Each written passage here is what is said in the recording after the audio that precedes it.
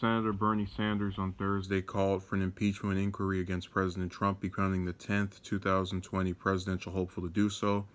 I believe the Judiciary Committee should begin impeachment inquiries, Sanders said at a campaign rally in Henderson, Nevada. That is, inquiries, not impeachment, to determine whether or not Trump has committed impeachable offenses. This president is not above the law. No president is above the law. This president must be held accountable.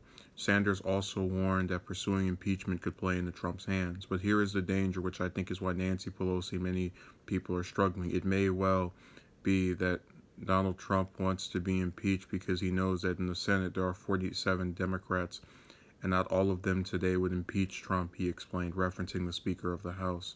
The challenge will be to walk down two paths simultaneously. We cannot make ordinary Americans think we have forgotten that they are working longer hours for lower wages, that they can't afford health care, that their kids can't go to college, that climate change is a huge issue. Sanders previously said that Congress should continue investigating Trump, but had not explicitly called for an impeachment inquiry. The Vermont lawmaker's remarks come a day after Special Counsel Robert Mueller addressed the findings of his 2-year probe into Russian interference in the 2016 election for the first time. Stuff about Mueller that is not relevant to stuff that Mueller said that Sanders himself didn't say. So let's get into the topic. Now, I've stated before, I'm not a fan of the impeachment thing because I think it's going to just be more grandstand than anything else. Do I think Trump has committed crimes in office and out of it? Probably.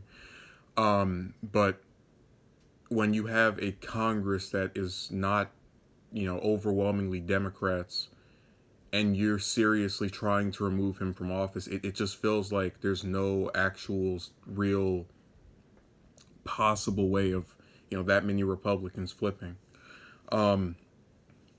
Especially since we live in the Trumpian era where all of them are scared to criticize him over anything, and the ones that do criticize him, like Susan Collins or Lisa Murkowski, get completely roasted and, talked about like they're the worst things that ever lived. So with this particular comment, it did end up playing more into my own position, which is that I think they should, investigate other issues relating to him because, Trump isn't the first president to get a load of investigations. We had the same thing with Clinton, for example.